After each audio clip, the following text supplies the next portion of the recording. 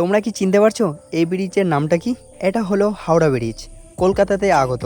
Howrah bridge তৈরি করতে minimum 6 বছর টাইম লেগেছে।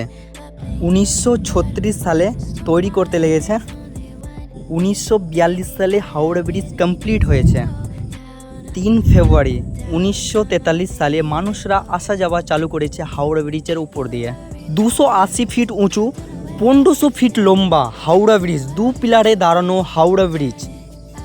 হাওড়া ব্রিজ তৈরি করতে মিনিমাম 26,500 টন স্টিল লেগেছে তৈরি করতে হাওড়া ব্রিজকে।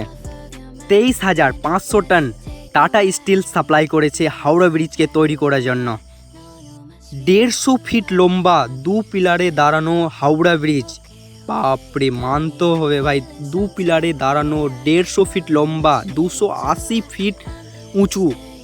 কিভাবে থেমে আছে? দুটো পিলার, মধ্যে কোনো পিলার নাই, হাওড়া ব্রিজের মধ্যে কোনো পিলার নেই, 2 পিলারে দাঁড়ানো হাওড়া ব্রিজ। ভাই মানতে হবে ব্রিজটাকে, 2 পিলারে দাঁড়ানো আছে হাওড়া ব্রিজ, কলকাতাতে আগত।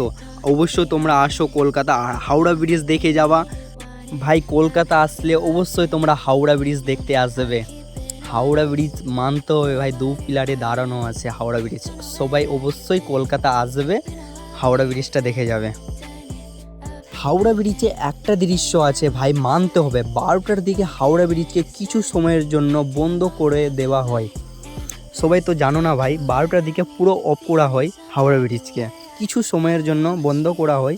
কারণ হলো ওটা সময় 12টার দিকে ভাঙার দৃশ্যটা একটু সংখ্যাটা বেশি থাকে, তাই বলে হাওড়া ব্রিজকে 12টার দিকে বন্ধ করা হয়।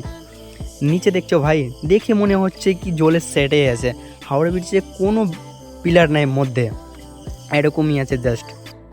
ব্রিজটাকে দেখে মনে হচ্ছে, একটু ডাউট হচ্ছে, মনে হয় জলে ঠেকে আছে।